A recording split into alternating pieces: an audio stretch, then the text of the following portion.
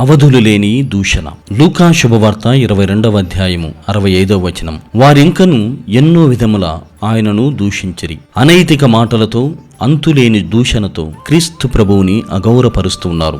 సైనికుల చేతుల దెబ్బలకు ఓర్చుకుంటూ ఒక బందీగా క్రీస్తు ప్రభు అన్నింటిని భరిస్తున్నారు. మత్తయి శుభవార్త 5వ అధ్యాయము 11వ వచనములో, నా నిమిత్తము ప్రజలు మిమ్ము అవమానించినప్పుడు, హింసించినప్పుడు, నిందారోపణ గావించినప్పుడు మీరు ధన్యులు. క్రీస్తు ప్రభువు తన రక్త ప్రోక్షణ ద్వారా, శ్రమల ద్వారా, మరణం ద్వారా మనకందించే ఫలాలు రక్షణ, శాశ్వత జీవం. మనతో శాశ్వతంగా ఉండాలని మనల్ని ఇలాంటి జీవితానికి ఆహ్వానిస్తున్నాడు. మనం చేయాలనుకున్న పని గొప్పదైనప్పుడు, మనం సాధించాలనుకున్న లక్ష్యం విశిష్టమైనప్పుడు, మనం సంకల్ప బలముతో ముందుకు సాగాలి. అసూయ నేటి ప్రపంచాన్ని శాసిస్తూ ఉన్నది. అసూయ ఎంత చెడ్డది అంటే ఒక మనిషిని ఎలాగైనా చిత్రీకరించగలదు. క్రీస్తు ప్రభు జీవితంలో ఈ అసూయ ప్రథమ భూమికను పోషించి ఆయనపై నేరారోపణ, అవధుల్లోని దూషణకు కారణమైంది. మన స్వీయ జీవితాలలో ఇలాంటి సందర్భాలు అనేకం. క్రీస్తు ప్రభువును ఆరాధించడం, సేవించడం, ఆయన కోసం జీవించే క్రమంలో మనపై విషప్రచారం, బురద జల్లడం వంటి విషయాలు తారసపడతాయి. కానీ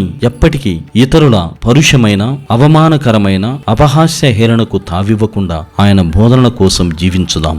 ఒకరిని దూషించడం క్రైస్తవత్వ లక్షణం కాదు. నువ్వే యేసయ్యా, కలకాలం నా కాపరివి.